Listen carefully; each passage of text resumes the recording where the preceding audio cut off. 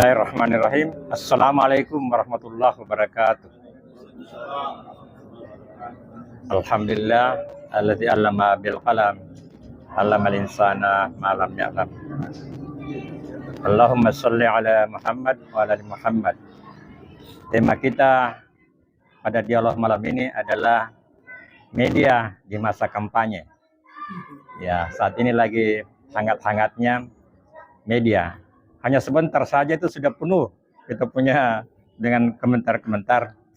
Jadi banyak juga pribadi-pribadi yang menjadi juru kampanye, mengajak orang lain untuk memilih pilihannya. Tetapi tentu saja di sini ada yang harus netral, utamanya wartawan. Saya ini wartawan, pemegang kartu Dewan Pers, karyawan wartawan utama. Jadi apabila saya berbicara di media, saya tidak boleh memihak. Tetapi kalau bicara di luar media, boleh saja. Karena media itu satu kali kita mengupload, maka susah dikontrol. Nah, dalam kampanye itu ada 3 macam. Jadi positive campaign. Jadi menonjolkan atau mengangkat hal-hal yang positif berkaitan dengan calon.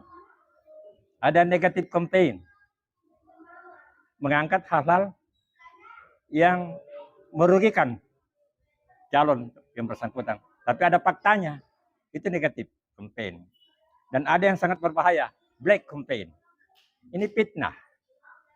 Jadi sesuatu yang sengaja menjatuhkan calon tertentu dengan membuat atau melebih-lebihkan suatu keadaan.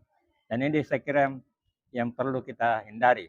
Jadi itu hak setiap orang kalau memang mau mengajak orang lain untuk memilih pilihannya, tetapi hendaknya menghindari utamanya black campaign. Yang negatif campaign, fakta itu mungkin kita diskusikan bersama dalam kaitan dengan surat Al-Hujurat. Karena di situ diingatkan, janganlah berprasangka buruk atau mencari-cari kesalahan orang lain. Bagaimana dengan kampanye yang kita menghendaki untuk memilih pemimpin yang terbaik di antara para calon? Mungkin itulah yang kita diskusikan.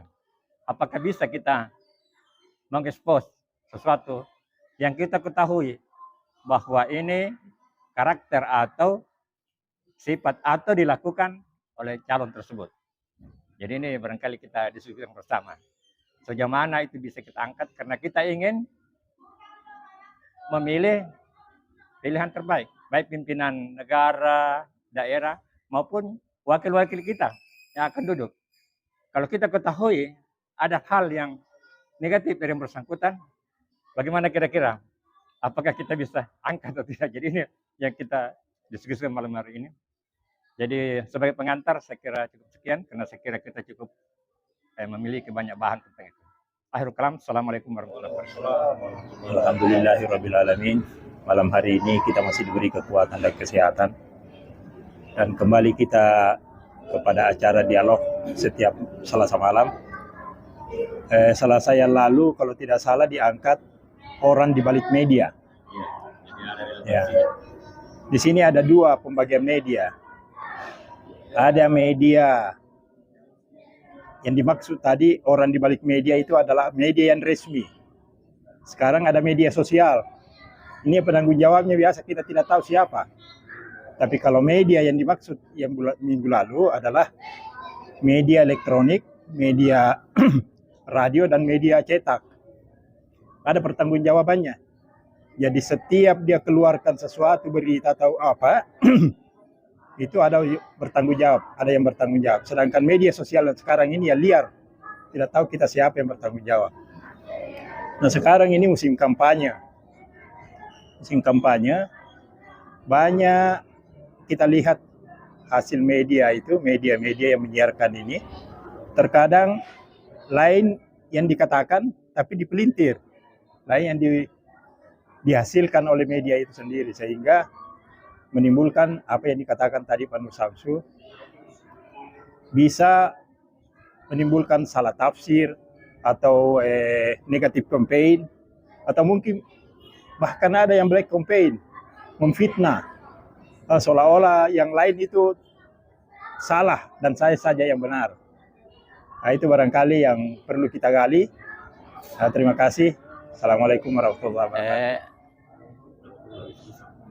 Saya mengatakan bahwa kecepatan teknologi berbanding terbalik dengan perilaku manusia. Karena berbicara tadi masalah media dan kampanye, kampanye itu kan adalah proses mempengaruhi. Itu kan suatu proses mempengaruhi. Kalau dalam namanya juga proses, ada sumber, ada penerima, dan ada alat. Alatnya itu media. Jadi, baiklah kita memperpendek saja. Kita fokus saja kepada media sosial, karena yang banyak masalah. Kalau media mainstream dengan media tradisional, konvensional, saya pikir tidak ada masalah. Karena yang menjadi masalah sekarang adalah media sosial. Tapi media sosial itu kita urut ke belakang. Sumbernya, dan kalau media sosial sekarang kan HP. Penerimanya, ya kembali tadi yang dikatakan Pak Amir. Kita mengambil contoh umpamanya, kalau masyarakat Indonesia mungkin pengetahuannya itu kan masih belum ya masalah brain ya rata-rata. Coba dibandingkan di negara-negara Eropa. Mungkin media sosial itu tidak menjadi masalah karena dia otaknya jalan. Kalau kita kan perasaan yang jalan. Nah, itulah yang menjadi masalah di Indonesia. Begitu dia terima karena emosi langsung diteruskan. Kalau di Eropa, ya ini kan hoak, direjus kan, ya itulah perbedaannya sebenarnya. Tapi yang Pak Amir katakan tadi, masyarakat Indonesia yang masyarakat beragama, kembalilah kalau bisa masalah Al-Quran kita sudah ada kan dalam perintah agama kita. Karena kenapa tidak bisa dihindari kecepatan elektronik betul-betul melampaui dengan kecepatan yang apa yang terjadi kondisi sekarang ini. Jadi fokusnya kita sekarang ini adalah media sosial. Tapi kalau saya sependapat ini mungkin menjadi simpulan untuk mengatasi ini kembali kepada manusianya, dan manusianya ini berlandaskan kepada etika, moral, agama dan sebagainya. Kalau itu sudah jalan, saya pikir tidak ada masalah, baik sumber maupun penerima. Itu saja. Terima kasih. Assalamualaikum. Alhamdulillah, syukurillah, nahmadu wa nusalli ala Rasulillah wa ala alihi wa sahbihi wa man wala. Alhamdulillah, pada kesempatan ini saya ingin menjawab apa yang atau merespon apa yang disampaikan oleh Pak Nur Samsu yang memang membutuhkan jawaban. Intinya begini Pak, kalau kita berbicara atau membuat konten di media sosial, maka itu harus berangkat dari hati. Kalau hati ini bersih, insya Allah yang keluar itu juga yang baik-baik. Ya. Tapi sayangnya sekarang mainstream ini lebih dominan media sosial daripada mainstream. Lebih update berita-berita dari media sosial dibanding dengan mainstream. Terkadang lambat merespon dan kadang-kadang menciplak dari yang sudah viral di media sosial. Nah intinya sekarang bagaimana kita ini sebagai saya juga sebagai pemegang kartu pers yang sudah pemegang kartu wartawan yang sudah seumur hidup, ya, saya punya kartu ini.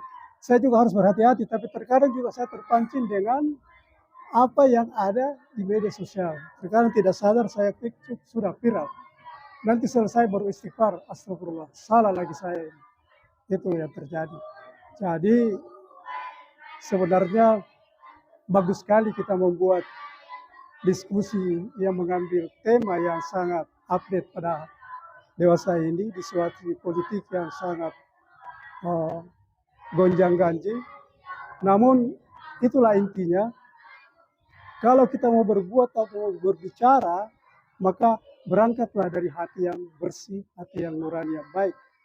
Atau biasa dikatakan oleh ulama, katakan Ini nama malu diniat dari niat yang baik. Cuma itulah terkontaminasi dengan media sosial yang sangat semraut sekarang ini. Itu sekedar ya. Assalamualaikum warahmatullahi wabarakatuh.